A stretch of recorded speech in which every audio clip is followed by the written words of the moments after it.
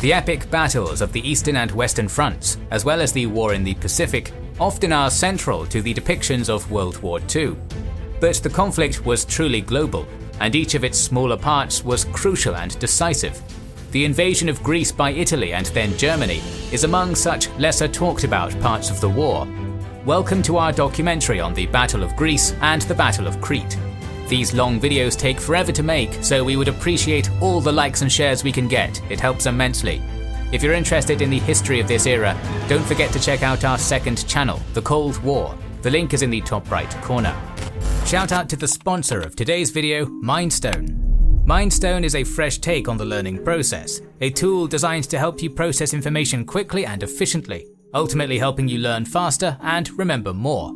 It's an excellent platform for productivity and learning, whether you like learning alone or with a team. Mindstone is a great find for our channel. We always collaborate as a team to share ideas and research our scripts, and Mindstone is perfect for that, allowing us to create notes, annotate articles, comment, and view your peers' comments on reference material. You can highlight any text across various articles, and then view the summary in the highlight view, allowing you to quickly see all key material instantly.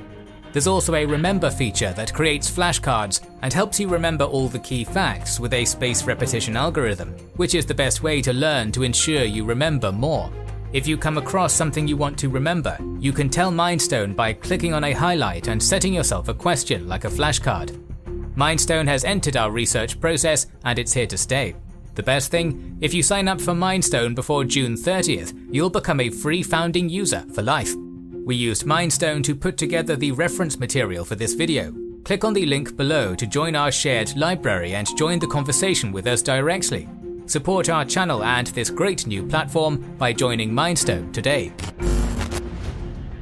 The wake of the 20th century saw Italian nationalists pressing for the expansion of their empire. The recently unified Kingdom of Italy was striving to form a powerful colonial empire, with Italian Somaliland and Eritrea among the first colonies to be established overseas. During the Italo-Ottoman War of 1911, Italy occupied the largely Greek Dodecanese islands and annexed the province of Libya in northern Africa. For their participation in World War I, they were promised the provinces of Trento, South Tyrol and Dalmatia, the Austrian littoral, parts of western Carniola, and the German colonies in Africa. At the end of the war, they didn't receive all of the land that was promised, causing the Italian government to be humiliated. This mutilated victory, as it was called by Italian nationalists, led to the rise of fascism in the kingdom, with their leader, Benito Mussolini, becoming prime minister in 1922. Mussolini desired to forge a new Roman Empire in Africa and the Balkans, and wanted to achieve supremacy over the Mediterranean, where their sphere of influence was based. At the same time, a defeat against burgeoning Turkey in 1922 had thrown Greece into a chaotic state, in which the monarchy was overthrown, and several revolutions and counter-revolutions ensued. In 1935, the Royalists, with the help of the British, restored King George II to the Greek throne, but the country was still in a period of crisis.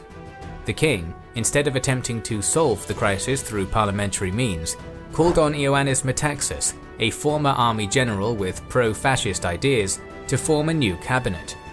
On August 4, 1936, the new Metaxas regime abolished the constitution and the political parties and set up a dictatorship. Metaxas, now the prime minister in this fascist government, sought to establish order back to his country, although this didn't bend the democratic spirit of the Greek people. As the outbreak of war was looming over Europe, Metaxas followed a policy of neutrality and close relationships with the other Mediterranean powers. Italian-Greek relations had never been particularly good, but relations worsened after the Italian invasion of Albania, which gave them a foothold in the Balkans. The presence of Mussolini's troops at the Greco-Albanian border threw the Greeks into the arms of the British, to whom they were also economically dependent.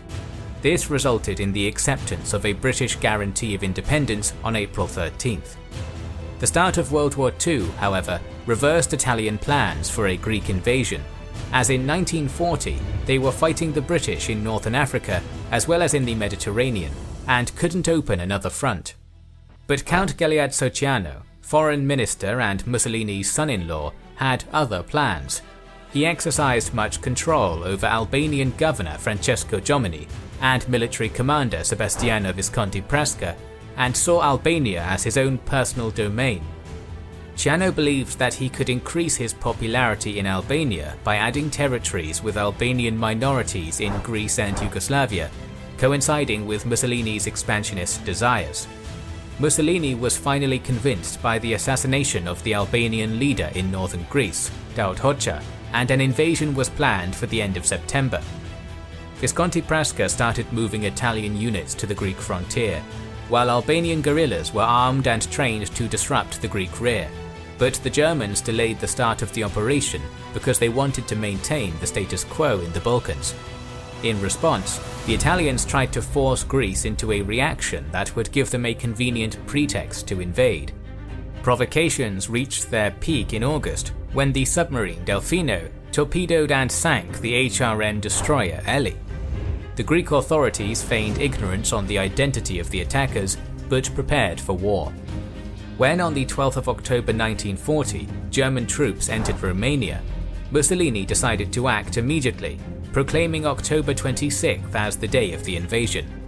Although Il Duce was furious because Romania was in the Italian sphere of influence, the German interest in the Balkans prevented Turkey from coming to Greece's aid, and this allowed the dictator to declare war on them. On October 22nd, Ciano drew up an ultimatum to be presented to Metaxas, intended to leave Greece no way out, either occupation or war.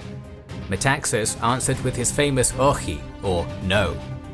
6 days later, some 140,000 men, under torrential rain, invaded Greece along a 90-mile front.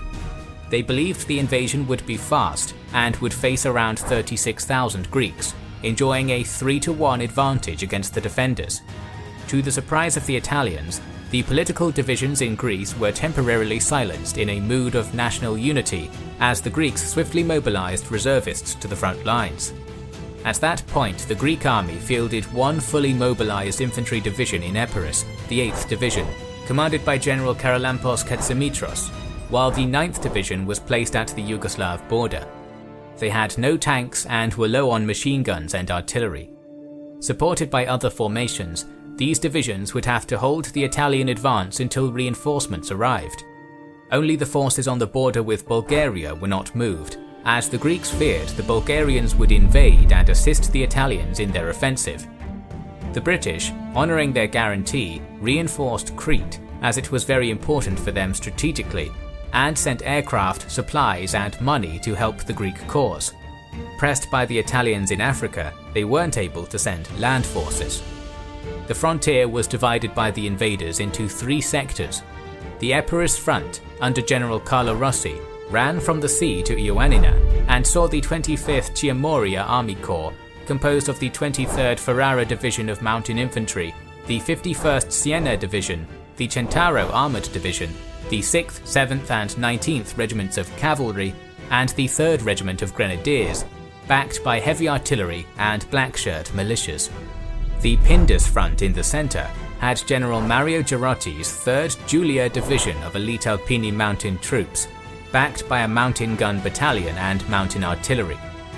The eastern sector ran to the Yugoslavian frontier and encompassed the area bordered by Korça, the Italian centre in Albania, and Florina, the gateway to Lake Prespa in Greece. Here, in less mountainous terrain, was the 26th Korica Army Corps under General Gabriele Nasci, comprised of the 19th Venezia, 29th Piedmonte, and 49th Parma divisions, 3 battalions of Albanian troops, the 101st Machine Gun Battalion, heavy artillery, and a regiment of tanks. The initial Italian advance of Visconti Presca was in such strength that it sent the Greek forces on the frontier reeling back. There, the Greeks had organized the 17-mile Alea Kalpaki Kalames line in defense of Ioannina, the capital of Epirus. The center of the line was heavily defended, and the left was held with light forces. As the Pindus Mountains gave them shelter, on the right was only a small Evzonis detachment, Greece's famous kilted mountain troops, under General Konstantinos Davakis.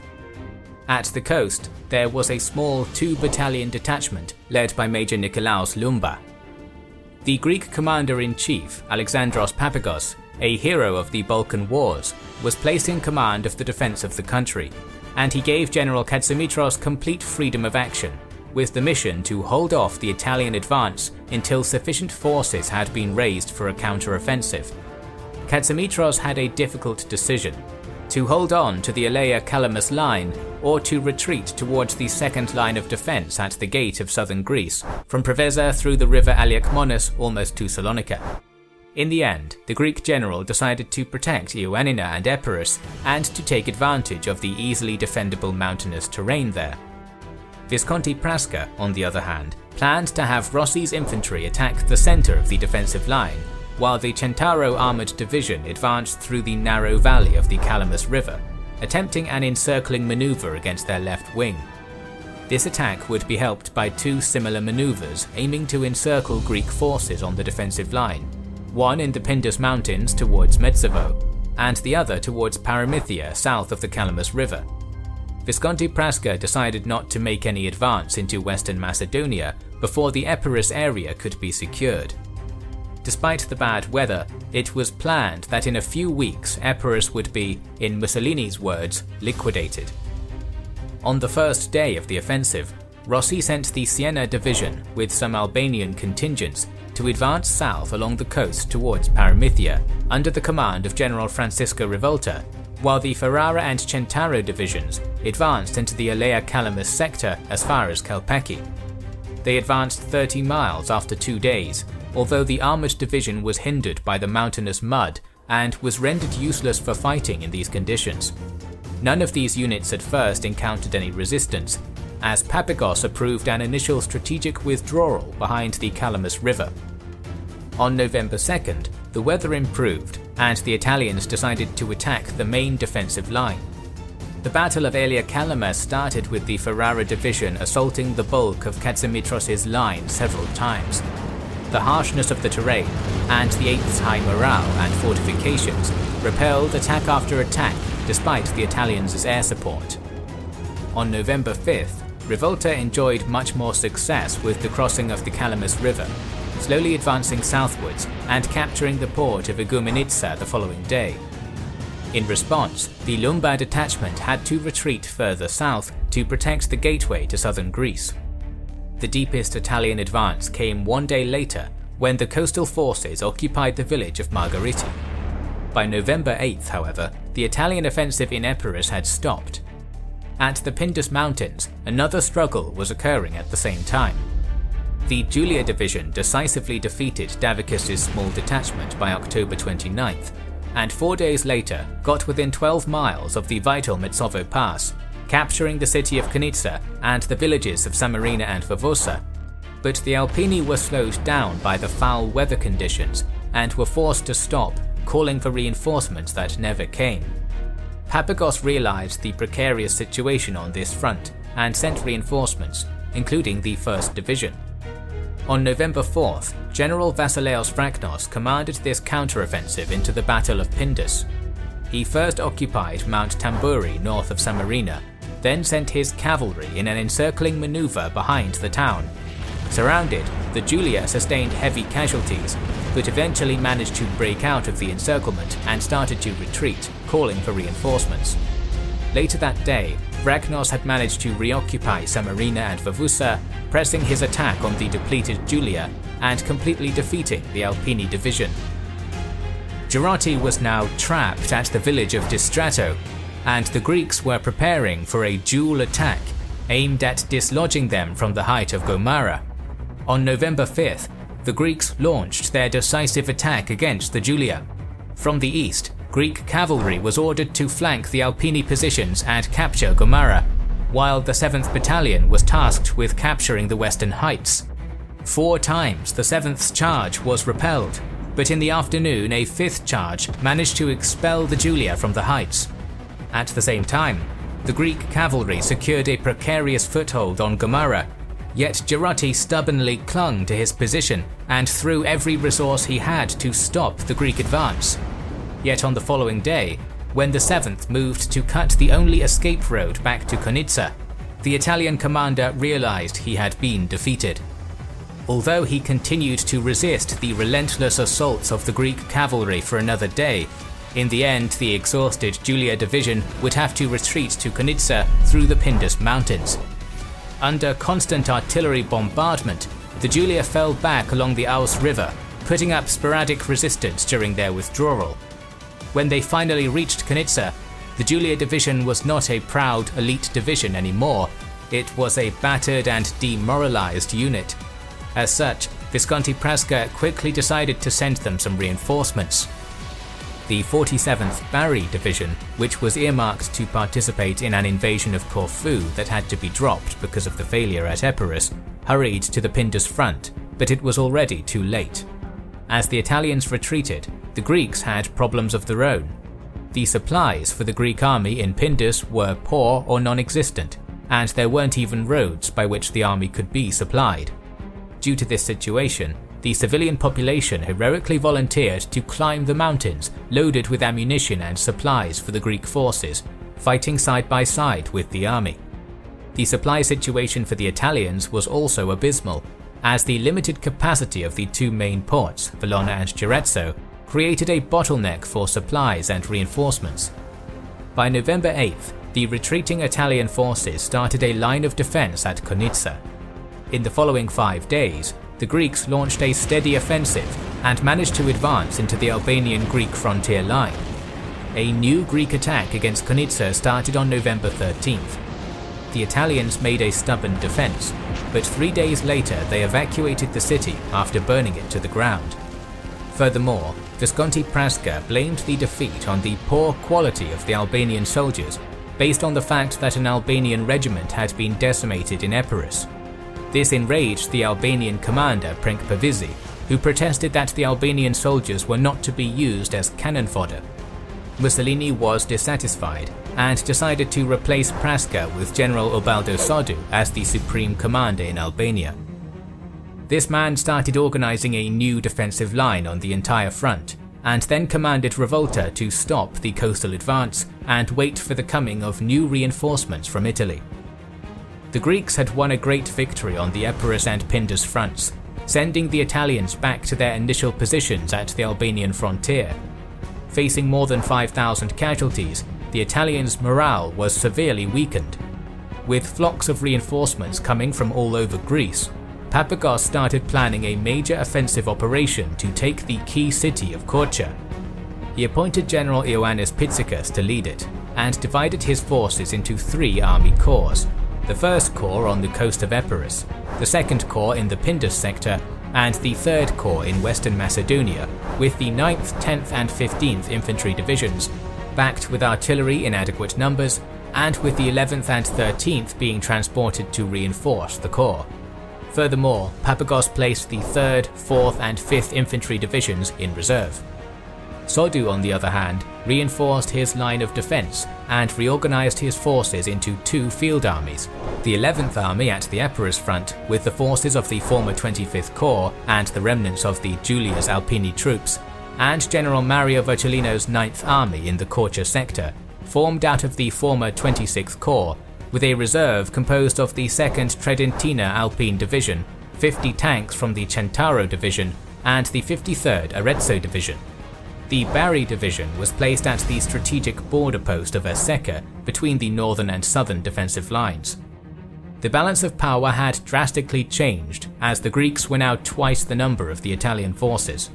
Sodu planned to gain time with his defensive disposition until the arrival of new reinforcements from Italy, with which he could launch a second defensive operation. The arrival of all reinforcements was arranged to be completed by December, but the Greek offensive caught them by surprise before that. Mount Moravus, with the northern Mount Ivan, belongs to the Great Pindus mountain range and forms a barrier covering the city and the plateau of Korcha. There were only 2 ways to the Albanian center. One went north through the valley located between Moravus and Ivan, and the other ran northwest through the valley of Dada. Both of these 2 valleys could be accessed from the Greek city of Florina, but the whole area had been fortified by the 9th Army with semi-permanent fortifications. For this reason, Pittacus divided the Korcha front into two. In the north, the 15th, 9th, and the recently arrived 13th Divisions under General Gorgios Solakoglu's 3rd Corps, and in the south, the K Corps, commanded by General Gorgios Kosmas, with the 10th Division and the 11th in reserve. The plan was for the 15th Division to advance west towards the Sangong Pass between Morovis and Ivan and capture its western exit, while the 9th would attack the center of the Italian defensive line towards Mount Morovis, and the K Corps would penetrate the Italian left and flank the enemy positions atop of Morovis. On November 14th, the Greek forces attacked on the whole front from Lake Prespa to Mount Gramos, directed against the Morovis-Ivan area. The main attack was organized against the mountainous southern part of the area, where the Italians couldn't use their armored forces. Also, the Italians weren't expecting a Greek offensive so suddenly, and thus they were taken by surprise. By afternoon, the 10th Division took possession of the Bataros Heights in Morovis and the villages of Nikolitsa and Vozigrad, while the 9th advanced towards the western bank of the Develis River. The 15th Division, after a 3.5 hour struggle, was able to break the Italian defensive line and take the Sangong Pass, thus isolating Mount Ivan. 15 miles from Nikolitsa, K Corps occupied the Stavroides Heights on November 15th and fortified their position south of the valley of Dadha. At this point, the Albanians under Pavisi had abandoned the front, infuriated by Italian abuse, but Virgilino sent the Arezzo division to reinforce the line of defense. In response, Papagos reinforced the offensive with the 11th and 13th divisions. On November 17th, the 9th and 13th divisions moved to occupy the valley of Dadha, and the 15th tried to take possession of Mount Ivan. One day later, the Greeks faced a critical moment when the 13th Division had to change the direction of their attack under heavy rain, and this resulted in a state of disorder and confusion that almost sent the division into retreat, compromising both the 9th and 10th's rears. But thanks to the actions of Major Sotirios Motousis, order was re-established and the division continued its advance. In reward, Motousis was granted command of the division. After 2 days of heavy fighting, the Greeks seized the supply lines of the enemy and gradually advanced along the high ridge of Mount Morovis under artillery fire. Having seized the valley of the Dadha and the valley between Morovis and Ivan by November 20th, Solakoglu launched his offensive action over Korcha, while Kosmas was sent to take the key border post at Aseka, where the 9th Army's defensive line ended. Despite air support, the advantage of a terrain favourable for defence and permanent fortifications, Sodu was not able to stabilise a defensive line on the Korcha plateau. Virgilino's forces would have to retreat from the city of Pogradets because they felt threatened by a Greek pincer movement against Korcha. After a hard-fought fight in which the Bari was forced to retreat, the K Corps took Ursika on November 21st. 1 day later, the 15th Division occupied Mount Ivan, and the 9th entered Korcha without resistance, being cheered by the Greek native population. The Greek forces continued to press Sodu's retreating forces 1 day later. The Italians made a disorderly retreat towards Ochrida and Elbasan, as well as Klesura and Pogradets. There they would mount their new defensive line. The fall of Korcha was a devastating blow to the Italian invasion. They had been beaten back by the Greeks and were now forced to defend in Albania. The city of Korcha was the center of the Italian campaign in the north and a key supply point for the invaders, and thus losing it heavily demoralized the Italian army. On the contrary, the Greeks' high morale and national fervor inspired them to advance further and to launch a new offensive, directed to take the important port of Saranda and the mountain passes from the northwest to the northeast of Agira Castro. Soon, General Ubaldo Sodu started creating a new defensive line to hold the Greek offensive until sufficient reinforcements arrived. These were inexperienced troops from North Africa, no match for the battle-hardened Greeks. Papagos had originally divided his forces into 3 army corps for the offensive. The first corps under General Panagiotis Demisticus, the second commanded by General Ioannis Papadopoulos, and the 3rd, led by General Gorgios Salakoglu. The 3rd Corps saw itself victorious at the Battle of Moravia-Sivan, and in result brought the fall of Korcha to fruition, while the 1st was chasing the Italians from Epirus, and alarmingly the 2nd at the Pindus sector was still being organized to join the offensive. Themistocus penetrated the Albanian frontier, aiming to advance towards the town of Tepelena on the Vajousa River. Until the fall of Korcha, the Greek army had been transporting their supplies to the front lines through muddy roads from the cities of Florina and Amendeio. From then on, the transport of supplies would be carried out by motorized vehicles. But these vehicles were numerically inadequate and in a bad state, and so the Greek army needed to take the port of Saranda to shorten the supply route.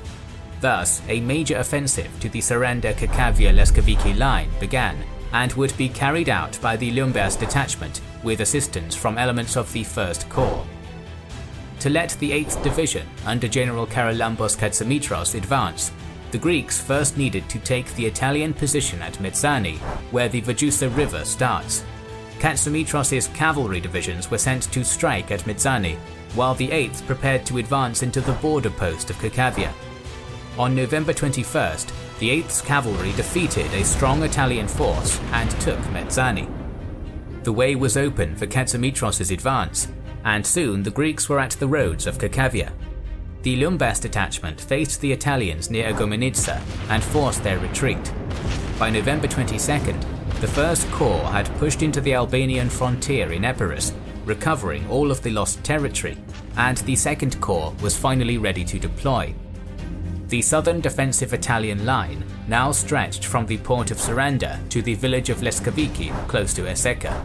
It was guarded by the 11th Army under General Carlo Geloso, composed of the depleted veteran Ferrara and Siena divisions, as well as the Centaro motorized division.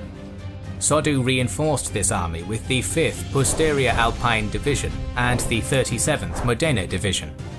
In the north, General Mario Vercellini's 9th Army had retreated in disorder to the Pogradets-Kamia-Ostrobista line to defend strategically important Elbasan. On top of that, the Balkan winter weakened the Italians, as most of their troops had come from North Africa and weren't accustomed to the cold of the Balkans. From Eseka, General Gorgios Kosmas's K Corps took Leskaviki and was later reorganized into the 5th Corps, with the goal of securing the connection between the 2nd and 3rd Corps.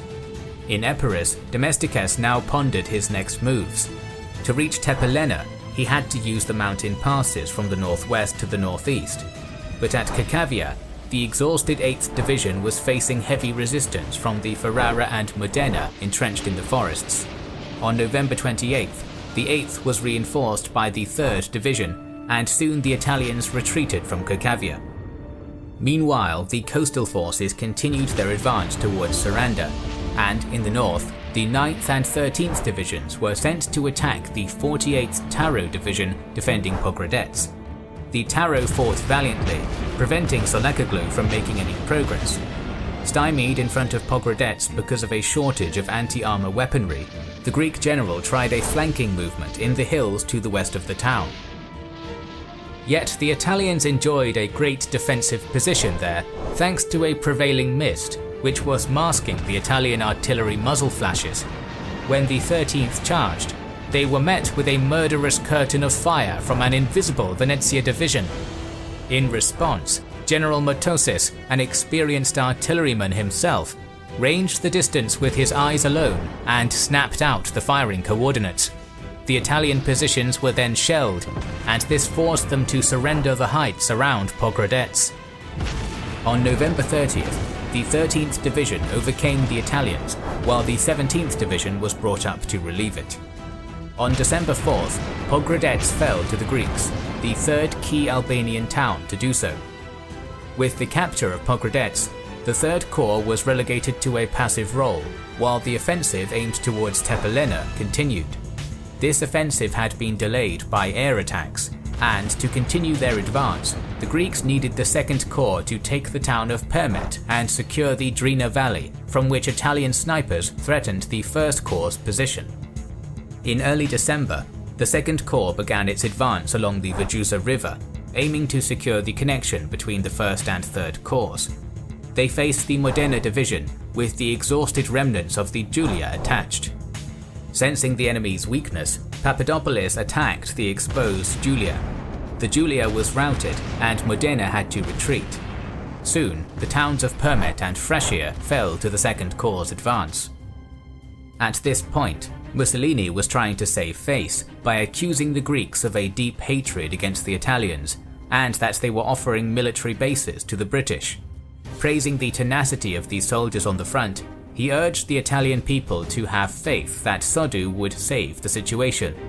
But in Berlin, Hitler was furious about the Italian failure, and he wrote a highly critical letter to Il Duce, blaming him of tarnishing the reputation of the Axis, both politically and militarily. The Führer was preparing his forces for an invasion of Greece. Throughout December, reinforcements continued to pour in to support the retreating Italians, but they were coming too slowly. Soddu was demoralized and wanted an armistice to end the conflict with the Greeks. This angered Mussolini, who sacked Soddu and replaced him with Ugo Cavallero. Cavallero had carefully studied the situation and decided that it would be best to retreat to the Shkumbin River, a natural barrier that spans the width of Albania from the northern approaches of Pogradets in the east to the Adriatic Sea in the west. Frustratingly for the Italians, Cavallero's order to withdraw and reform at Shkumbin came after a series of valiant rearguard actions that gave the Greeks considerable trouble. Though the Greeks had taken Permet on December 3rd, the Italian line of defense across the Kosura Valley was getting stronger. As the 10th and 11th Divisions braced to try and break the line, further to the west the 1st Corps was making slow progress from Kakavia up the Drina Valley along a hugely extended front of 40 miles. It was easier going along the coast, but the Greek advance was brought almost to a halt by bitter fighting on the road to Agira Castro. Along that road stood Hill 669, a strategic height coveted by the Greeks. Gelosso's 11th Army held fanatically onto Hill 669 in 3 feet snow, repulsing several assaults by the Greek 8th Division. By now, the weather was inflicting far more casualties on both sides than the fighting did. For this reason, Domesticus had placed the extenuated 8th Division in reserve, while the 2nd, 3rd and 4th Divisions would be the new vanguard of the 1st Corps. On December 4th, a break in the weather enabled Hill 669 to be taken by Domesticus's forces. Soldiers of both sides were later found frozen to death. 1 day later, the 3rd Division marched into Delvina, while the 4th Division captured Devikan. On December 6th, the Ljumbes detachment finally occupied the key port of Saranda, and the road to Agira Castro was finally open. The following day, General Leonidas Stereopoulos of the 4th Division began his attack on the outskirts of Agira Castro. With Cavallero's order to retreat to the Shkumbin River, the city had been evacuated by the Italians 1 day earlier. On December 8th, elements of the 4th occupied Agira Castro, and another of the Italian centres in Albania fell. Next on the Greek list was Tepelena. The town stood between heights, and the Italians had been fortifying it for 2 months. Because of incessant blizzards, the first Greek attacks on December 15th failed. At the same time, the 3rd Corps successfully secured the Pogradets area, and the 5th Corps captured the Ostrovica mountain, advancing towards Mount Tomari. On the coast, the Greeks continued their advance towards the town of Himare, which stood in the way of the new objective, the important supply port of Valona. General Gorgias Bakos of the 3rd Division was blocked at Borsh by 3 battalions of grenadiers, some black shirt militias, and the depleted Siena Division. Borsh was an ideal defensive position south of Himare, and the grenadiers made full use of its advantages, fortifying it with light and heavy artillery, mortars and machine guns. It took 3 days of relentless attacks and many casualties for the position to fall into Greek hands. The 3rd Division now advanced northeastwards and surrounded Himare. On December 19th, the northeastern town of Kuts fell to a surprise attack, and 2 days later, the northwestern height of Sipista fell as well. Himare was now surrounded, and the Siena was forced to abandon the town to avoid encirclement. The Greek troops entering the town on December 22nd were welcomed by the locals with enthusiastic celebrations. Despite this success, Metaxas knew that eventually the Italians could regroup and start a counteroffensive. He wanted to halt the offensive and define a clear strategy of defense in the now overextended 155-mile line from Pogradets in the north to Himare in the south. On the other hand, Papagos had no other intention than to keep advancing. On December 28th, Metaxas managed to convince Papagos. The Greek objective was now to consolidate the supply and communications lines, while the Second Corps prepared for an offensive to capture the Kelsura Valley. By this point, the 3rd and 5th Corps were reorganized into the West Macedonia Army Department, including the 9th, 10th, 13th and 17th Divisions. Under General Ioannis Pitzikas, their mission was to hold the Korche-Pogradets sector up to the Yugoslav frontier. Papadopoulos' 2nd Corps held the central sector on either side of the Vatusa River, with the 1st, 11th and 15th Divisions. And on the left, comprising the Agira Castro sector as far as the coast, stood Demistokos' 1st Corps with the 2nd, 3rd and 4th Divisions, along with the much-handled 8th Division, and with the 5th and 16th Divisions in reserve. The Greeks bolstered their position with around 280,000 men in total. Conversely, Cavallero concentrated most of his strength in the centre, with Virgilino's 9th Army and Gelosso's 11th Army anchored on Mount Tomari, overlooking the Kelsura Valley and the Tomarica Valley, the obvious Greek routes for an advance on Tirana. Further on the Italian right was General Carlo Rossi's reformed 25th Corps, from the coast to the Tomarica Valley, with 6 divisions in defence of Valona. In total, there were around 100,000 men between the right and the centre, with 60,000 more in reserve. On the left, General Gabriele Naschi's 26th Corps was in front of the West Macedonia Army Department, with around 100,000 more men. With a total of 260,000 men, the Italians had strengthened their position, and finally Cavallero had reached an equilibrium. On January 5th, Cavallero launched a snap attack on the Greek lines on the coast. The 58th Legnano Division would advance along the coast to Himare, while Pusteria, Siena and 7th Lupi di Toscana were to hit the 2nd Corps in the centre. The Legnano made some progress but was quickly immobilized, while in the centre, the 15th Division defeated the Wolves of Tuscany, and the 1st and 11th started a counter-offensive against the Kelsura Valley. In just 5 days, and with the reinforcement of the Cretan 5th Division, the strategic Klesura Pass fell and the Kelsura Valley was secured. By January 25th, the 2nd Corps' mission had been achieved with the occupation of the Trebishina mountain range. 2 days later, Rossi's 25th Corps counterattacked and expelled the Greek forces on the Trebishina mountains. The Cretan 5th managed to hold the Italians and repulsed the attack by January 29th. After a hard-fought struggle, the Cretans captured Trebishina on February 2nd. In the following weeks, this division repulsed several Italian attacks trying to dislodge them from the mountain, even under the deadly frozen weather of Trebishina. By the 17th of February, the Greeks had captured the mountain ranges, but it was a costly victory, particularly for the Cretan division, which suffered 5,000 casualties. Greek morale suffered a heavy blow after the death of Metaxas on January 29th. It was certain that the Germans would attack through Bulgaria, and Papagos decided to reorganize his forces to meet this new threat, transferring many divisions back to the Bulgarian border. The 1st and 2nd Corps were placed under the Epirus Army Department, commanded by General Marcos Drakos, with a total of 9 divisions. Papagos then ordered Drakos to launch a desperate offensive to take Tepelena and the key port of Valona. This offensive failed, and as a result, Papagos replaced Drakos with General Pitzikas, while Solakoglu would be left in command of the West Macedonia Army Department. Pitzikas concentrated most of his forces on the Trebishina mountains and dug entrenchments to provide cover, as he sensed that a renewed Italian offensive would be directed against it. And he was right. The Italians now had 28 divisions, and on March 2nd, Mussolini himself arrived in Tirana to oversee the operation. Il Duce wanted to save face by performing a last offensive with the objective of pushing back the Greeks and allowing the Italians to take Epirus. The Operazione Primavera was then scheduled to be launched on March 9th. The plan was to capture back the Clausura Pass and from there advance towards Leskoviki and Ioannina. The attack would be carried out by General Gastone Gambara's 8th Corps, composed of 8 divisions, and the veteran Centauro and Piemonte in reserve.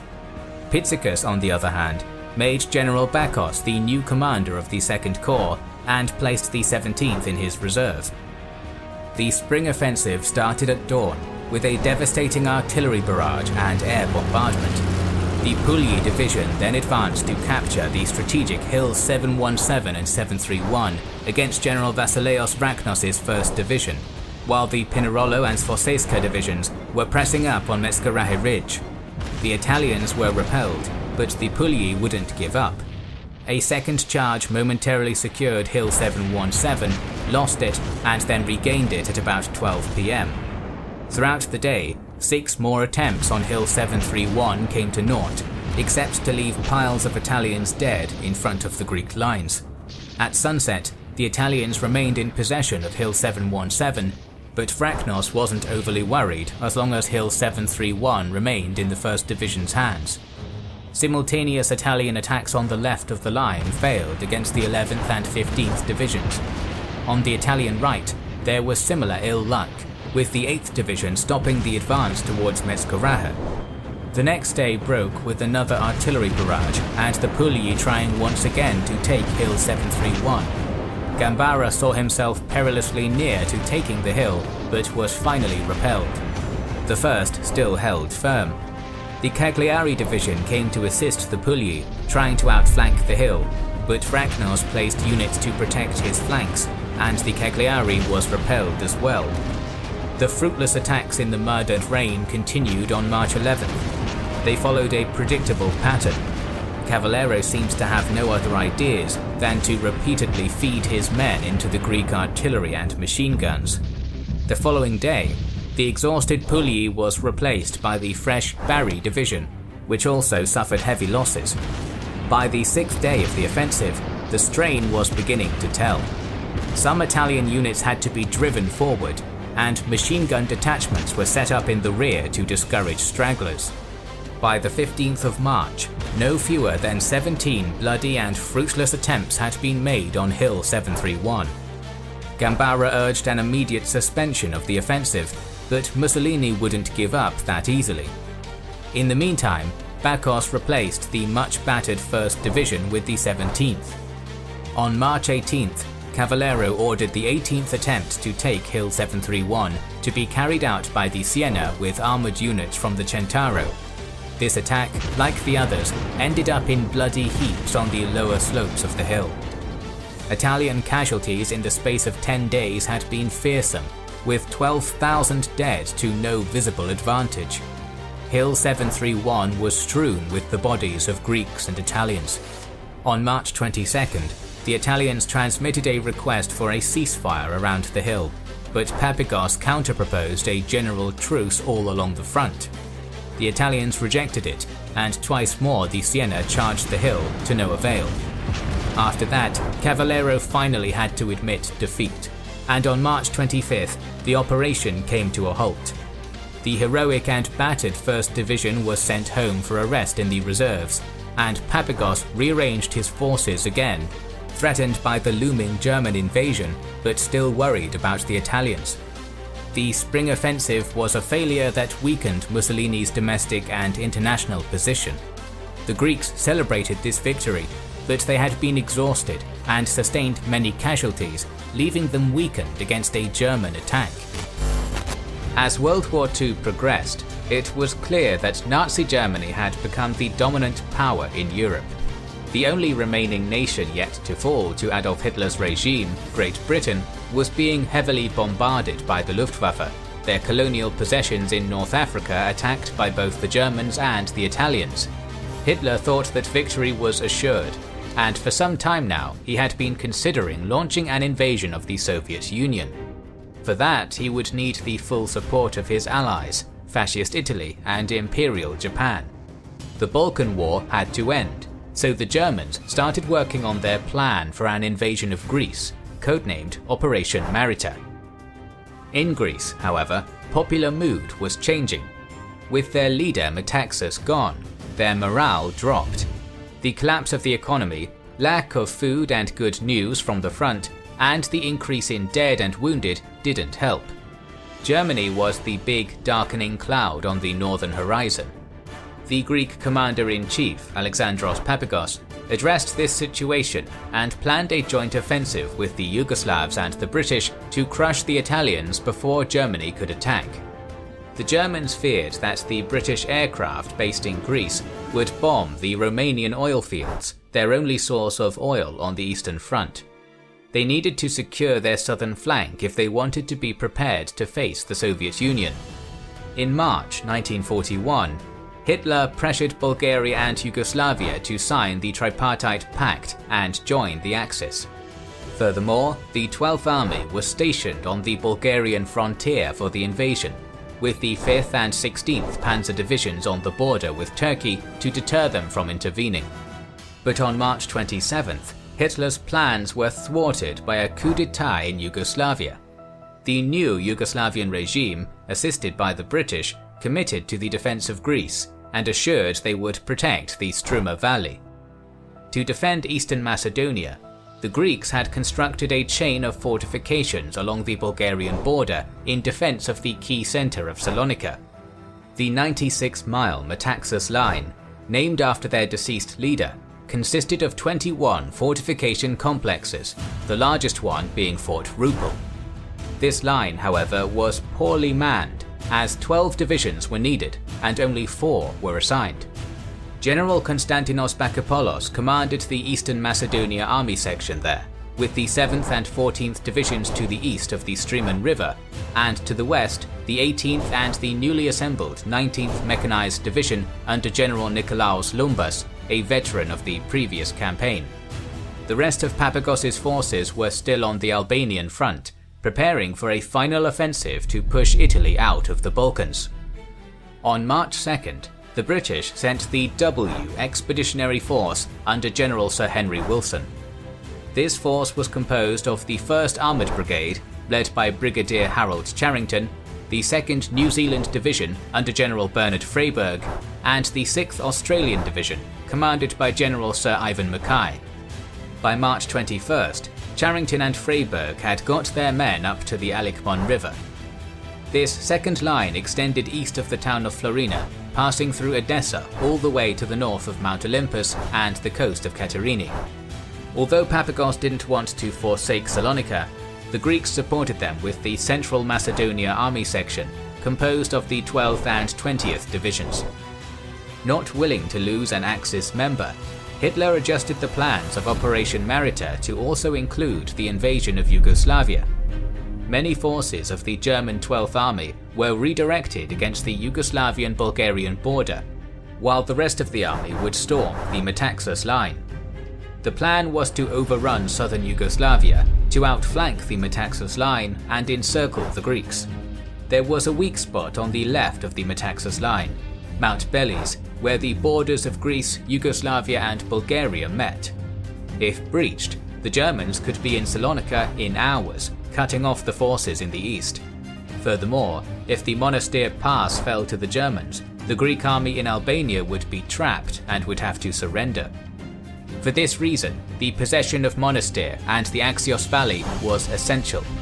The 12th Army of Field Marshal Wilhelm List was divided into 3 army corps, comprising 5 armoured panzer divisions, including 3 SS regiments of the Adolf Hitler Panzer Division under Josef Diedrich, 2 motorized divisions, 3 light mountain divisions, and some infantry divisions, with over 1,000 Luftwaffe aircraft and 1,900 heavy tanks against Wilson's 176 tanks and 45 aircraft. By April 5th, these forces had been successfully assembled. At 5:15 am on April 6th, the Germans declared war on Greece. At the same time, the invasion of Yugoslavia started with the bombing of Belgrade. List's motorized artillery began their bombardment of Fort Rupel and the adjacent forts. The 18th Mountain Corps, under General Franz Böhmer, was tasked with assaulting the bulk of the Metaxas line at Rupel, while the 30th Corps of General Otto Hartmann had to advance towards the Turkish border and outflank the easternmost forts. Meanwhile, General Georg Stürmer's 40th Panzer Corps was commanded to storm southern Yugoslavia and take the key positions of Monastir and Strumica. Böhmer's 125th Regiment was the first to assault the Metaxas line, while the artillery was still pounding the Greek forts. Bits of the concrete superstructures began to give way under the relentless hammering, but Rupel's defences proved to be surprisingly resilient after the bombardment, and Bokopoulos' forces managed to repel the initial German assault. In the east, Hartmann managed to outflank the Metaxas line and would capture the towns of Xanthi and Komotini a few days later. Rupel, however, was the adamantine obstacle to a general German advance, and Bokopoulos ordered that it be held until the last man. In the west, Stürmer sent the 73rd Division to capture Prilep, thus isolating Yugoslavia from its allies, and the 2nd Panzer Division to capture Strumica and outflank the Metaxas line. The panzers encountered little resistance and managed to occupy Strumica on the same day. In response, Lumbas shielded the town of Kilkis to avoid encirclement. On April 7th, the assaults on Fort Rupel resumed. The Germans were repelled again, but they managed to infiltrate positions around the fort and pinned down where the Greek guns were. To the west, the 2nd Panzer Division enjoyed much more success, as they repelled a Yugoslav counterattack and forced their way across the mountains, overrunning the thinly manned defensive line of Lumbas's forces south of Lake Doiran. Lumbas was forced to retreat, and Kilkis was occupied by the panzers, who continued south towards Salonika. In result, the Metaxas line had been completely cut off from the rest of the Greek defences. Bokopoulos continued to resist, but his forces were exhausted. One day later, Salonika fell and Bokopoulos was forced to ask for a truce, which List accepted. The Wehrmacht would allow all captured Greek officers to keep their sidearms, and pledged that none of them would be sent to a concentration camp. The battle for Fort Rupel had cost the Germans more than 300 killed against 56 Greeks. But the majority of the Greek defences were gone, and now the only one that could stop the German advance was Wilson. On the Albanian front, the Greeks launched the joint offensive with the Yugoslavians against the Italian forces, aiming to advance into Durazzo and Valona. Initially it went well, but after the fall of Skopje on April 7th, the Yugoslavians were knocked out of the fight. General Gorgios Salakoglu, the commander of the Epirus army, kept advancing and fighting for a few days, but by April 10th the news of the fall of Salonika forced them to stop the offensive and consider retreat. On April 15th, the Greeks started their withdrawal from the Albanian front, and by April 20th they reached Greek soil again. The progress of a 5-month campaign had been undone in just 2 weeks. In Greece, the political and military establishments were struck by a defeatist paralysis. Even Papagos knew that the country was going to be occupied, and that he would be captured with the rest of his army. In Aliakmon, Wilson prepared his forces to hold the line, hoping that the forces in Albania would come to his aid. By April 8th, Prilep had fallen to the 73rd Division, and Stürmer's forces prepared to advance towards Monastir. The 9th Panzer Division defeated the Greeks defending the Monastir Valley, and rallied for an offensive towards Kozani. The objective of the attack was to encircle Salakoglu's forces in Albania and the British at the Aliakmon line, and thus prevent both of them from linking up. At this point, Wilson's forces in Aliakmon were starting an organised withdrawal to a new defensive position on Mount Olympus. Mackay's forces were charged with the defence of the key Klidi Pass, linking the towns of Vevi and Klidi, and had to gain as much time as possible. The 9th, reinforced with the SS Adolf Hitler Regiment, took Vevi on April 11th and launched the attack on Klidi the following day, using the same blitzkrieg strategy that had devastated France and Yugoslavia. Stumme planned to do a three-pronged attack, with Diedrich's SS regiment flanking the Mackay forces, while the bulk of the 9th Division directly assaulted the Klidi Pass with the objective of capturing the road to Kozani. At 8:30 am, the Germans launched a preliminary attack against two high points around the pass. Although the Australian companies offered fierce resistance, by 11 am these positions had been lost to German bayonet charges. The retreat of their comrades caused a concussion in the Allied camp, and soon some of their forces started to retreat, leaving the Klidi Pass defenceless. Only some New Zealand machine gun detachments stood in the way of the German forces, and they would hold the incoming waves by firing over open sights. The heroic tenacity of the New Zealanders was very successful, preventing a quick German breakthrough and giving time for Mackay to organise a withdrawal southwards to Kozani.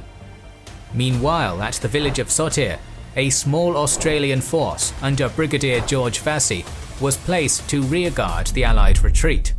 By nightfall, Vassey's men were digging in as Brigadier Charrington arrived with his armoured forces to assume command of the delaying actions. In the meantime, a western company of the 9th Division captured the village of Sinon Neron, leaving the Greek 12th and 20th Divisions in a difficult position.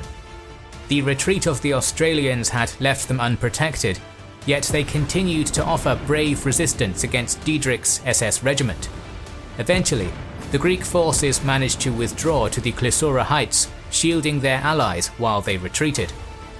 Luckily, the Germans were also delayed by road demolitions executed by the British, preventing them from exploiting the disorganized state of the Allies.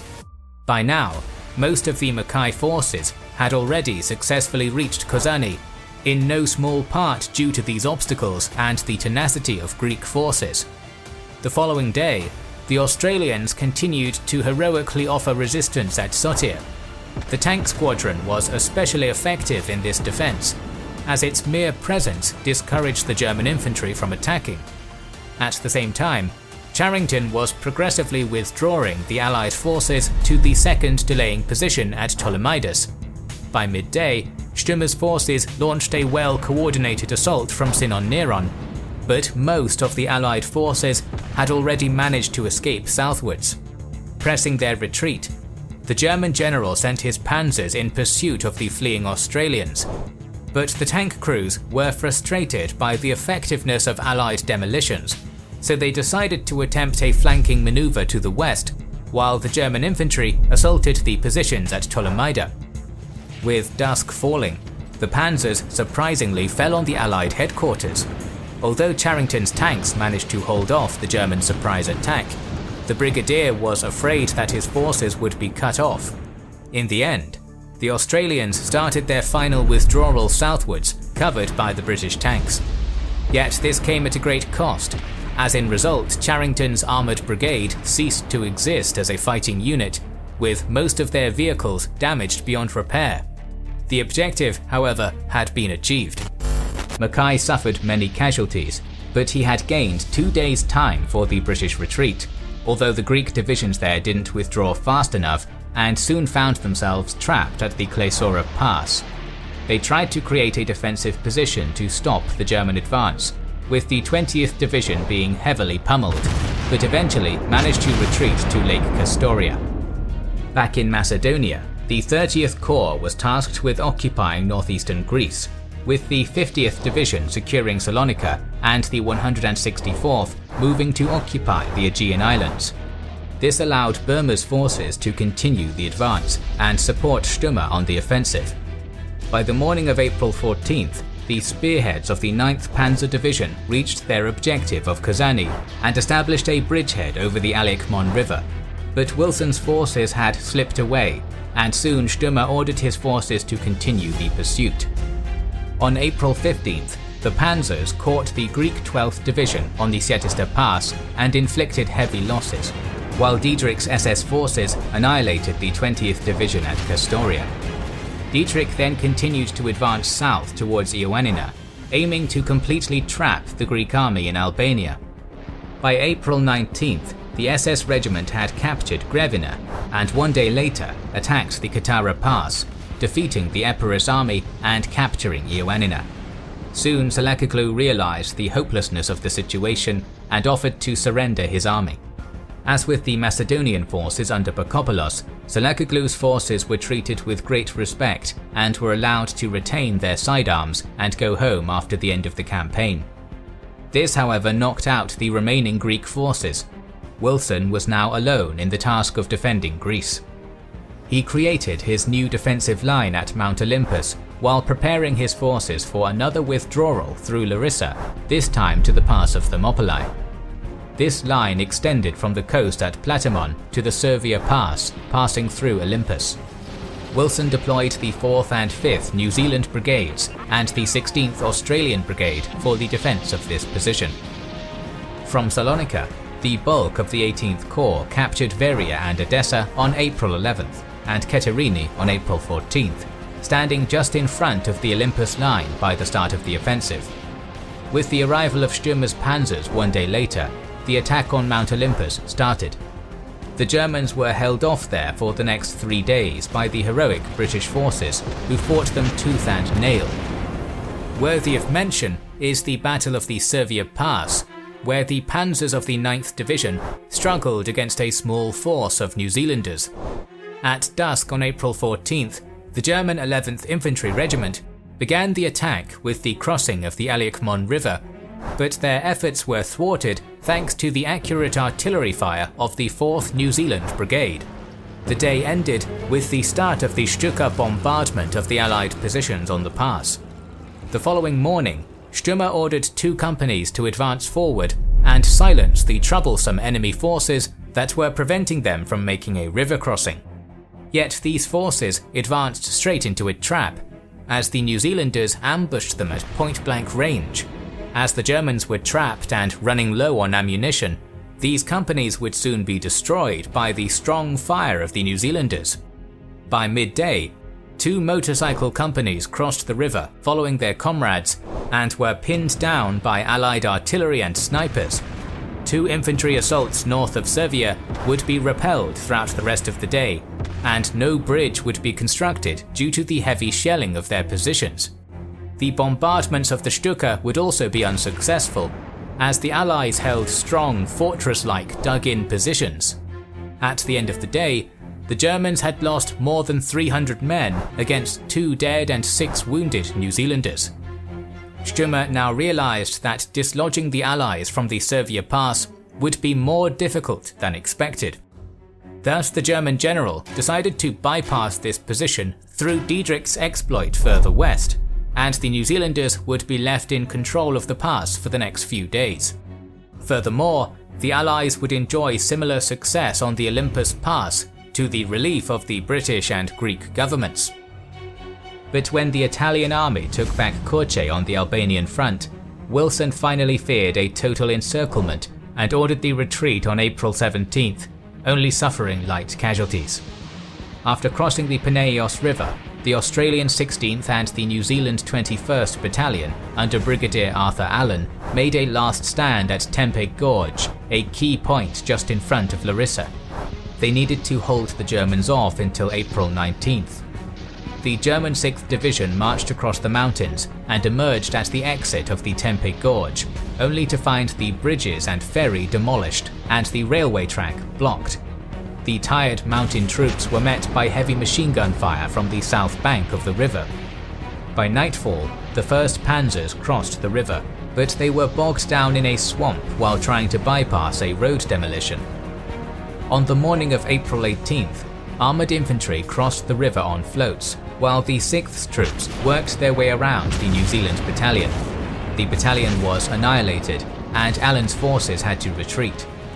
1 day later, Burma's forces entered Larissa and took possession of the airfield, where the British had left their supply dump intact. At the same time, the Greek government was shocked when Prime Minister Alexandros Korizis committed suicide. On April 21st, the port of Volos fell to the German advance. All seemed lost for the defenders, and finally Wilson started to prepare for an evacuation to Crete, which started 3 days later. On April 15th, the 40th Panzer Corps were reinforced by the victorious 5th Panzer Division from the invasion of Yugoslavia, arriving in Grevena on April 19th. From there, the panzers advanced southwards via Kelebeka towards Lamia. Meanwhile, the battered 9th Panzer Division was assigned to the reserves. In just 2 days, the 5th reached its objective and linked up with Burma's 18th Corps. But the Germans had lost much time, and Wilson's forces had reformed at a new defensive line at the Thermopylae Pass, the gateway to the Greek capital of Athens. From the port of Piraeus, some British troops were already being evacuated to Crete. The plan was for the forces at the historic Thermopylae to make a last stand and gain as much time as possible for the evacuation of Greece. The defence line consisted of light field fortifications, the construction of which did not seem to have progressed beyond the initial stage. Freyberg's 2nd New Zealand Division was given the task of defending the coastal pass, while Mackay's 6th Australian Division was to hold the village of Bralos. By April 22nd, a flying column of the 5th Panzer Division, supported by well-camouflaged artillery and single tanks, was attacking the Thermopylae positions that were defended by British infantry. The initial German probing attacks were without success. On the next day, a wide enveloping movement was undertaken by the 6th Division, crossing the difficult terrain west of the British positions. This operation took place simultaneously with another outflanking maneuver performed by a tank-supported motorcycle battalion advancing by the town of Molos. On April 23rd, Wilson ordered a retreat from Thermopylae, and it was decided that the British positions were to be held by 1 brigade each. These brigades, the 19th Australian and 6th New Zealand, were to hold the passes as long as possible, allowing the other units to withdraw to the Peloponnesus. 1 day later, the Germans attacked, meeting fierce resistance and sustaining considerable casualties. Against greater odds, the Allies held out the entire day. With the delaying action accomplished, they retreated in the direction of the evacuation beaches and set up another rearguard at Thebes. The panzer units launching a pursuit along the road made slow progress because of the steep gradient and a large number of difficult hairpin bends. But from Lamia, Burma had sent a motorcycle battalion of the 2nd Panzer Division to cross to the island of Euboea and seize the port of Chalcis. Now he commanded this battalion to outflank the British last stand and capture Athens. The motorcycle troops encountered only slight resistance, and on the morning of April 27th, the first Germans entered Athens. The Athenians had been expecting the Germans for several days, and confined themselves to their homes with their windows shut. The fall of Greece was now an established fact, with the Germans raising the Nazi flag on the Acropolis. At the same time, 2 battalions of the 2nd Parachute Regiment dropped at the Gulf of Corinth in an airborne operation, attempting to trap the British at Athens. By this time, however, most of the British troops were already on the Peloponnesus for their evacuation. The airborne seizure of the Isthmus of Corinth had been coordinated with a drive across western Greece launched on April 25th. Dietrich's SS regiment advanced from Ioannina in a thrust along the western foothills of the Pindus Mountains, via Arta to Messalongion, and crossed over to the Peloponnesus at Patras in an effort to gain access to the isthmus from the west. On April 27th they met with the paratroopers in Corinth and learned of the fall of Athens. In their hasty evacuation, that took place mostly at night, the British used numerous small ports like Nafplio, Kalamata and Monemvasia, and had already managed to evacuate more than 20,000 troops. Diedrich rushed back to Patras to envelop the retreating British forces from the west, while Burma's forces advanced from the east towards Argos. Both forces met at the port of Kalamata on April 29th, capturing some 8,000 British and Yugoslav prisoners and liberating many Italians from Greek camps. The Germans, meanwhile, only lost around 5,000 men in the entire campaign. By April 30th, the last British troops had either escaped or been taken prisoner, and hostilities ceased, thus ending the invasion. The British successfully completed the evacuation of about 50,000 soldiers to Crete, but in their hasty retreat, they lost 11,840 men. The loss of Greece was a tough one for the Allies. The Greeks had inspired the democratic world with their resistance against the Italian invaders, even earning the respect of the unstoppable Germans. And although Greece was divided between the Axis powers, it is hardly the end of our story. In late October 1940, the Kingdom of Greece had been invaded by fascist Italy. The British, having guaranteed their Greek allies against the Italian threat, quickly moved to reinforce the island of Crete with the 14th Infantry Brigade, mainly at Suda Bay.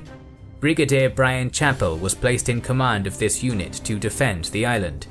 For the British, control of Crete was of the utmost importance, since it gave them an ideal place to maintain their naval and air superiority in the eastern Mediterranean. But as the Greeks managed to repel Mussolini's offensive, Hitler feared that the British could use Crete to prepare a landing on the Balkan coast, or that they could conduct from there aerial bombings on the Romanian oil fields, critically needed for the planned campaign against the Soviet Union. If the Germans wanted to safely launch Operation Barbarossa, they needed to secure Greece and the Cretan island for themselves. In April 1941, Hitler launched Operation Marita, and his forces invaded the Greek mainland. Despite fierce resistance, the Germans managed to occupy the country in just 24 days. But Crete still posed a threat to Hitler's plans, and he needed to quickly decide how to deal with it. Despite the superiority in numbers of the Italian navy, they had been defeated by British Admiral Andrew Cunningham's forces at Taranto and Matapan, and so they couldn't be trusted to launch an amphibious assault on the island. However, the Germans now boasted air superiority in the region, and when General Kurt Student of the 11th Air Corps presented a plan for an airborne invasion of Crete, codenamed Operation Merkur, he managed to convince the Führer on April 25th to issue a directive in favor of this audacious operation. General Alexander Löhr of Luftflotte 4 was placed in overall command of Operation Merkur, but General Student would be assigned to lead the airborne invasion. Student was a very capable and energetic commander, fighting as a pilot in World War I and creating in 1938 the 1st Battalion of Fallschirmjäger, the paratrooper branch of the Luftwaffe. Confident in the success of the operation, Student started using Junkers Ju-87 Stuka bombers to disrupt the sea power of the British fleet and to carry out air raids on British airfields. Meanwhile, he prepared his men for the upcoming offensive. He divided his forces into 10 air transport groups, with a total of approximately 600 troop carriers and 100 gliders. The reliable transport Junkers Ju-52 and the assault glider DFS-230 were the most used among this. The 3-engine Junkers Ju-52 was an ideal machine for parachuting, capable of carrying 13 paratroopers and their equipment. The DFS-230 was a glider with a speed of about 100 to 120 miles per hour that could carry 8 passengers, one of them with the ability to fire a machine gun through a hole on the fabric on the right side. On the sea, Student would be aided by 2 naval convoys carrying equipment and supplies, commanded by Admiral Karl-Georg Schuster. The Luftwaffe's plan was to do an air landing in 3 groups, with a total of 15,000 men, with 7,000 reinforcements coming by sea. Group West, formed by the elite 1st Airborne Assault Regiment, would be commanded by General Eugen Meindl. Colonel Bruno Brauer's Group East would have the 1st Fallschirmjäger Regiment of the 7th Air Division, and Group Center with the rest of the 7th Air Division. Student planned to do the landing in 2 waves, the first in the morning, with Group West landing at the Malmö airfield, and the 3rd Fallschirmjäger Regiment of Group Center near Kenya, and the second wave in the afternoon, with Group East landing at Heraklion, and the 2nd Fallschirmjäger Regiment of Group Center near the airfields of Rethymnon. General Wolfram von Richthofen's 7th Air Corps, composed of 280 bombers, 150 dive bombers, and 180 fighters, was to provide strong air support for all the landings. Student's gliders, meanwhile, would have to protect the paratroop drop, and neutralize ground defenses before landing themselves. Once Chania, Melame, Heraklion and Rethymnon had fallen, the naval convoys would land General Julius Paperingel's battle-hardened 8th Mountain Division to secure Suda Bay, and from there they would move on to occupy the rest of the island through its mountain ranges. Back on Crete, 19,000 men, commanded by General Bernard Freyberg, arrived at the island after a hasty evacuation from mainland Greece. Freyberg was a remarkable and experienced commander, recently seeing action in Greece commanding New Zealand's divisions in their evacuation. When he arrived on Crete, all he wanted to do was return to the Middle East. But as the British realised that the Germans were coming for Crete, Churchill put Freyberg in command of the Cretan forces, thinking that an experienced general like him would be better prepared than Brigadier Chappell. At this point, the British had been largely preparing for an amphibious invasion, with Admiral Cunningham forming 4 task forces to prevent seaborne landings. Force A, commanded by Admiral Henry Rawlings, was placed to the west of Crete to engage with the Italian Navy if it appeared. It was composed of the warships Warspite and Valiant and 5 destroyers. Captain Henry Rowley's Force B was nearby between Cape Matapan and Sapienza Island, with 2 cruisers and 2 destroyers to assist Force A or C if they needed it. From Leros to the Kassos Strait was Force C, with 2 cruisers and 4 destroyers, commanded by Admiral Edward King in defense of Heraklion and Scythia.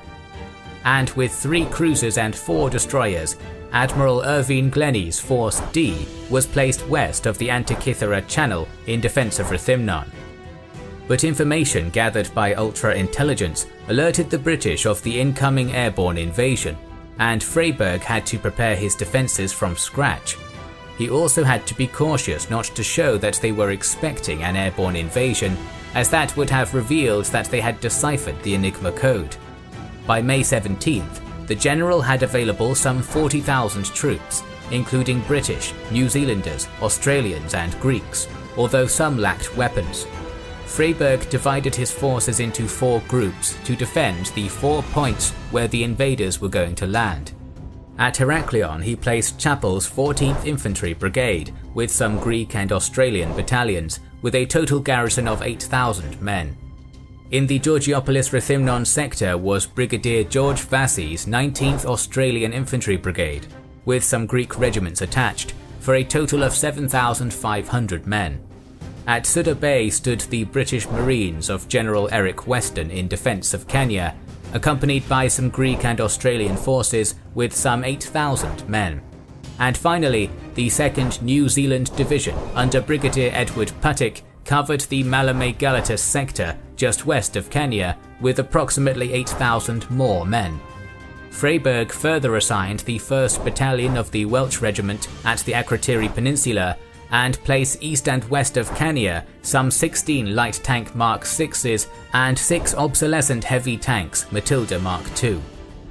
At dawn on May 20th, Operation Merkur was launched. It started with the 7th Air Corps performing a series of concentrated attacks on the British defensive positions, followed by Student's first wave of gliders and paratroopers.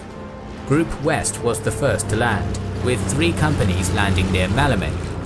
Then landed 2 companies from Group Center, 1 near Galatas and 1 more at the Akrotiri Peninsula.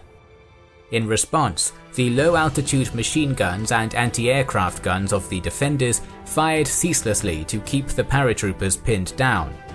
To the south and east of the Malame airfield, as well as on the Akrotiri Peninsula, the Germans were swiftly dealt with and practically wiped out. The paratroopers suffered massive casualties against the British barrage, and General Meindl himself was seriously wounded within an hour of landing.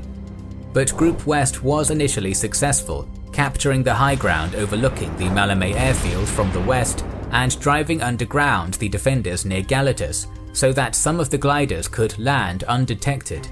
By afternoon, the Germans were halted by the strategic Hill 107 at the western edge of Malame, and a dust storm held up the arrival of the second wave of paratroopers. Finally, at 16:15, the rest of Group Center dropped towards Rethymnon, while Group East delayed for an hour their arrival at Heraklion. This delay also caused the drops to be spread out, enabling the defenders to kill many of the paratroopers before they had even reached the ground. Just like in the first wave, the Germans sustained heavy casualties on landing, although they managed to occupy the hills south of Rethymnon. But at Heraklion, Group East had lost 1/3 of their forces and were now on the defensive. Realizing the failure of his plan, Student decided to concentrate his remaining forces on supporting the attack against Maleme. On May 21st, Vassi's forces launched a counterattack against the Germans at Rethymnon, but the paratroopers held firm. Meanwhile, Student sent the devastating Stukas to bombard Maleme, Rethymnon and Heraklion in preparation for a renewed attack. Group East and Center were ordered to hold their ground in a defensive position, while Student dropped 550 paratroopers at Tefrontis to reinforce Group West. At Hill 107, the 22nd New Zealand Battalion under Colonel Leslie Andrew stood as the main unit in defense of Maleme, and he decided to launch an attack on the Germans without support. This assault was very effective, as the paratroopers were only armed with small arms and grenades, and they couldn't resist much longer. But despite the success of his assault, Andrew retreated from Hill 107 at night after his tanks broke down, thinking that he had been overwhelmed.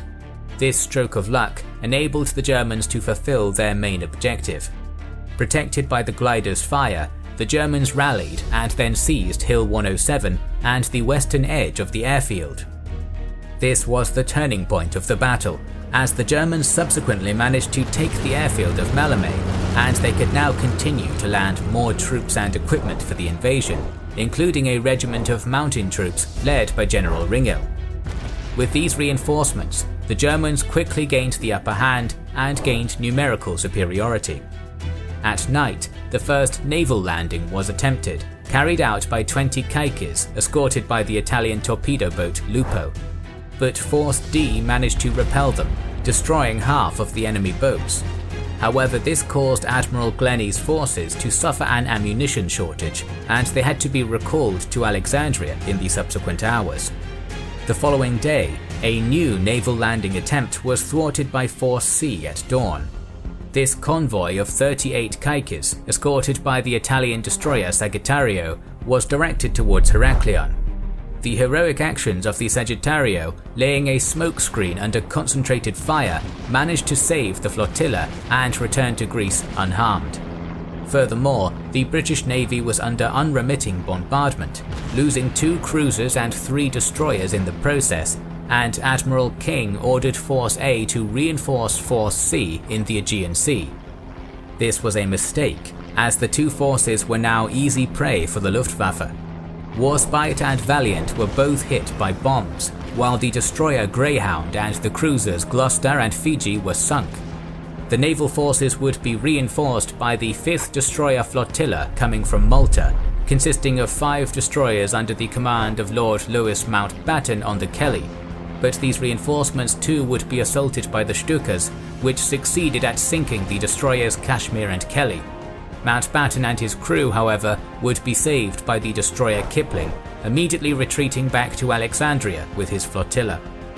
Overall, these heavy losses forced the British fleet to vacate the area around Crete and leave the island on May 23rd, consolidating the triumph of the Luftwaffe over the British Navy. Back inland, a new counterattack by Vassi's forces managed to defeat the Germans at the southern hills of Rethymnon. The paratroopers had to retreat to the town of Perivolia, with some of them further retreating to a factory at Stavromenos. Back in Galatas, Group Center launched an assault on Pink Hill. They managed to take it, but then lost it to a counterattack by Captain Michael Forrester and his Greek regiment. Meanwhile, Group East temporarily captured half of Heraklion by afternoon during a daring assault, but Chappell's forces counterattacked and recaptured the western half of the town. The British were resisting tooth and nail, but without Maleme, their efforts would be fruitless. At night, the New Zealanders under Puttick launched a counterattack to recapture the vital airfield of Maleme, but they were soundly defeated by Ringel's fresh mountain troops. This ended their aspirations for taking back the now main landing point for the Germans. Over the next few days, the Germans continued to strengthen their forces from Maleme, while Group Centre around Rethymnon and Group East at Heraklion kept resisting the British assaults under heavy pressure. May 23rd started with a fearsome German attack. Group Centre, reinforced and better equipped, captured Galatas and assaulted Pink Hill, expelling the Greeks there. But Putik knew that if the invaders were not hit hard and unexpectedly, they would sweep out the defenders. As such, he sent the Maori regiments under their traditional war cry, the Haka, to take the Germans by surprise. This was highly effective, and Putik managed to liberate Galatas from German control. But the Germans were reinforced by Ringel's mountain troops, and started a new counterattack 2 days later, forcing the Maoris to retreat. With Galatas now in the hands of the Germans, the road to Suda Bay was open. Putik then retreated to form a new defensive line from Kania to Suda, centered at a sunken road called 42nd Street, which ran from Kania to the town of Sikolaria. As the British started reinforcing Heraklion on May 26th, and the situation in the west was stable, Student decided to launch a new wave of drops over Colonel Brower's whereabouts. 4 companies of paratroopers were taken from Maleme on May 28th to reinforce Group East. Furthermore, an Italian regiment of about 3,000 men would make a naval landing at the town of Sitya by midday, which would then continue to advance through the eastern end of the island. On May 27th, Ringel's main offensive was launched. But to their surprise, the New Zealander and Australian forces rallied at 42nd Street and started a bayonet charge. As a result, the Germans were sent packing, suffering losses as they fled. The British had finally won a day of respite, but it wouldn't be enough. Freyberg realized that the Germans were now superior in number and equipment, and without any other choice, ordered an evacuation from the island, starting with Western and Putik's forces at Suda Bay. They would have to traverse a small mountain road across the Lefka Ori, or White Mountains, to the southern bay of Sfakia, where the evacuation fleet would be waiting for them. On May 28th, 2 battalions from the Argyll and Sutherland Highlanders Commando were sent from Alexandria to Suda to cover the retreat southwards. The British troops marched 60 to 70 miles through tough terrain under the threat of a continuous Luftwaffe bombardment. Meanwhile, Ringel's mountain troops occupied Kania and Suda and continued their advance in pursuit of the British retreating forces, while also sending reinforcements to Group Centre around Rethymnon. Joined by the Maoris and the British Marines, and employing the last remaining Matilda tanks, the commandos under Brigadier Bob Laycock would see some fighting from Beretiana down the road, managing to hold off the German offensive. But at the town of Babalikani, Laycock's forces were cut off by the Germans, fighting to their last breath to give the evacuation as much time as possible. Laycock and some of his men were able to escape, but the majority ended up killed or captured. At the end of the day, the British forces would finally arrive safely at Sfakia. At the same time, the Germans at Pavolia were pushed back by Vassi's forces, but as the latter was very low on supplies, he would only hold the town for a short while. When the order of evacuation reached Heraklion and Rethymnon, the British soldiers were astonished. They had been highly successful in their defence and thought themselves to be winning the battle. But they quickly followed their orders and prepared to evacuate. From Heraklion, some 4,000 men of Chapel's brigade were transported by Force B under heavy aerial attack. The reinforced German paratroopers then assaulted the city on May 29th, but couldn't stop the garrison from escaping. The following day, the Greek forces at Rethymnon were evacuated, while the Australians remained to defend the city. Group Centre received ample reinforcements, including several panzers, and in the end, Rethymnon fell when Colonel Ian Campbell, left in command of the Australian forces, was forced to surrender at night. From May 28th to June 1st, Admiral King's Force C would carry out the evacuation of some 6,000 men, suffering losses against the Luftwaffe. Of their 40,000 men, the British managed to rescue almost 18,000 of them, while the rest were left behind on the island, totaling in the end some 23,000 casualties. On June 1st, Ringel's mountain forces captured Svekia and the remaining 5,000 defenders surrendered. In the east, Brauer's forces managed to link up with the Italians at Ierapetra. This signaled the end of the operation, although the loss of life would continue. Throughout the battle, the Cretan population had aided the British in their struggle against the invaders, fighting with whatever weapons they could gather. Once the island had been occupied, Student ordered the execution of a series of collective punishments against the civilians, with more than 500 inhabitants being massacred.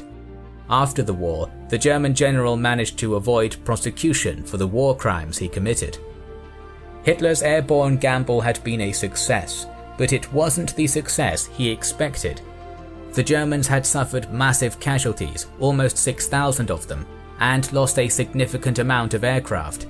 The Führer was so aghast by this that he discounted any future use of airborne troops on such a grand scale. The Fallschirmjäger would then be reformed to act as normal land soldiers in future operations such as Barbarossa. But the Allies, however, would be so impressed by the success of the paratroopers that they rapidly began to build up their own airborne forces, which would be very important later on in the war. The legacy of the battle is that of a huge victory for air forces over a superior naval foe that was also superior in number with his land forces. Thanks to Mindstone for sponsoring this video.